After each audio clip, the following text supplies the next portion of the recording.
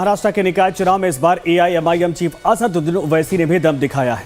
चुनाव प्रचार के दौरान जमकर हिंदू मुसलमान को लेकर सियासत गरमाई और ओवैसी भाइयों ने जहरीले बोल पर बीजेपी नेताओं ने कड़ी रिएक्शन दिए थे। खैर, अब तो चुनाव परिणाम सामने आ चुके हैं, लिहाजा कौन किस पर भारी पड़ेगा ये हम आपको आगे बताएंगे। लेकिन फिलहाल बात ओवैसी फैक्टर की करते हैं।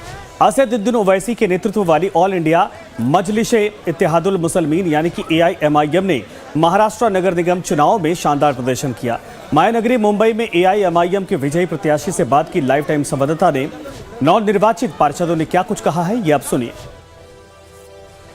सर, हमारा वार्ड जो है वार्ड 96 बांद्रा ईस्ट में आता है जी।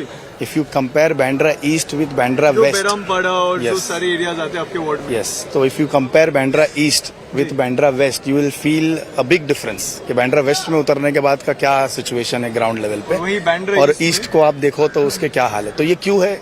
जो हमारी पुरानी लीडरशिप है वो सारी चीजों ने क्या काम किया हमारे लिए? कुछ नहीं। द थिंग इज के मैं जो पार्टी को रिप्रेजेंट कर रहा हूँ, एआईएमआईएम को, 35 इयर्स की एज में एक यूथ को टिकट देना, पॉलिटिक्स में एंट्री देना, लीडर बनाना, लीडर क्रिएट कर रही है MIM. So I am happy कि मेरी पार्टी ने हमको टिकट दिया and we are contesting with bigger issues, development, cleanliness and health. तो कम संसाधन के बावजूद ओवैसी की पार्टी ने मजबूत कैंडिडेट और बेहतर चुनावी रणनीति के दम पर महाराष्ट्र में बिना किसी गठबंधन की अपना दम दिखाया है। 2017 से 2026 के बीच महाराष्ट्र की शहरी नगर निकाय राजनीति में उल्लेखनीय बढ़त दर्ज की है। पार्टी एक सीमित प्रभाव वाले दल से आगे बढ़कर मुस्लिम बहुल इलाकों में एक मजबूत ताकत बनकर उभरी है।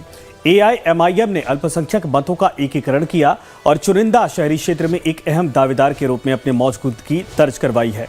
राज्य के 29 नगर निगमों में 2869 वार्डों में से 126 सीटों पर जीत हासिल की। एआईएमआईएम ने औरंगाबाद छत्रपति संभाजीनगर निगम में सबसे ज्यादा प्रदर्शन किया है, अच्छा किया है, जहां उसने 33 सीटों पर जीत हासिल की है। और यह परिणाम 2015 के चुनाव की तुलना में एक बड़ा उछाल है, जब एआईएमआईएम को यहां 24 सीटें मिली थी, यानी पार्टी ने 9 सीटों की शुद्ध बढ़त हासिल की है। ये जीत केवल संख्या का खेल नहीं, बल्कि ये बताती है कि एआईएमआईएम ने यहां अपना सामाजिक आधार और संगठनात्मक पकड़ दोनों मजबूत की है। छत्रपति संभाजीनगर अब एआईएमआईएम के लिए सिर्फ एक नगर निगम नहीं बल्कि राज्य स्तर पर राजनीतिक प्रयोगशाला बन चुका है और एआईएमआईएम शहर में एक बड़ी राजनीतिक ताकत के तौर पर उसकी स्थिति मजबूत हुई है। मालेगांव, जो पार्टी का एक और पारंपरिक गढ़ है, वहां एआईएमआईएम ने 21 सीटों पर कब्जा किया तो लगातार वोटर सपोर्ट को उनकी तरफ आकर्षित होता दिखाता है।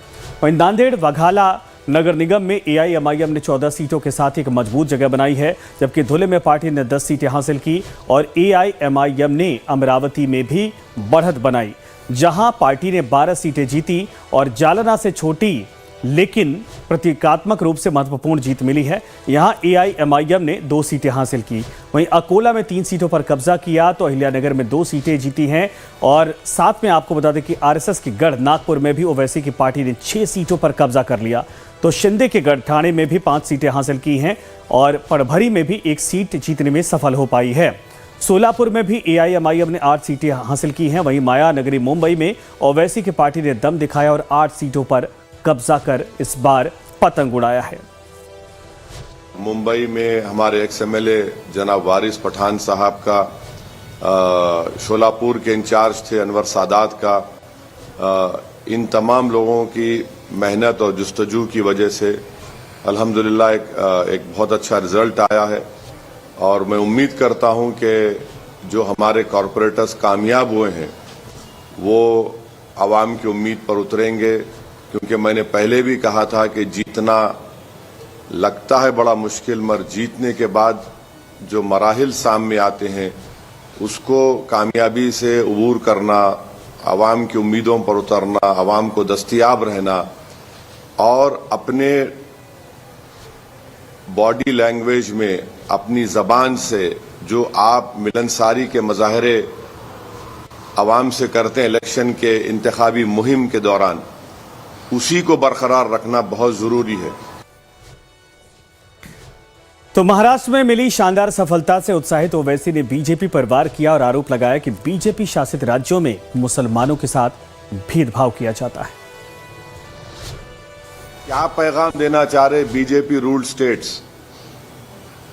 आखिर क्या पैगाम देना चाह रहे कि भाई आप कैसे मदरसा खोलेगा? वो 3 घर अगर आप गांव में मुसलमानों के, स्कूल खोलना चाह रहा, अपने पैसों से पंचायत से एनओसी लिया वो, तो ये सरासर ये वाकयात ये बताते हैं कि डिस्क्रिमिनेशन मुसलमानों से किया जा रहा है। कभी जान उनकी ली जाती है तो कभी उनकी मेहनत की गाढ़े खून की कमाई को बर्बाद कर दिया जाता है। तो कुल मिलाकर एआईएमआईएम का प्रदर्शन या फिर नतीजे पार्टी के जमीनी स्तर पर केंद्रित कैंपेन को शहरी स्तर पर चुनावी फायदे में तब्दील करने में सफल रहे। भले ही महाराष्ट्र में बड़ी पार्टियां व्यापक राजनीतिक परिदृश्य पर हावी हों, लेकिन असद उद्दीन ओवैसी की भी पार्टी अपनी जगह बनाने में सफल होती दिखी है।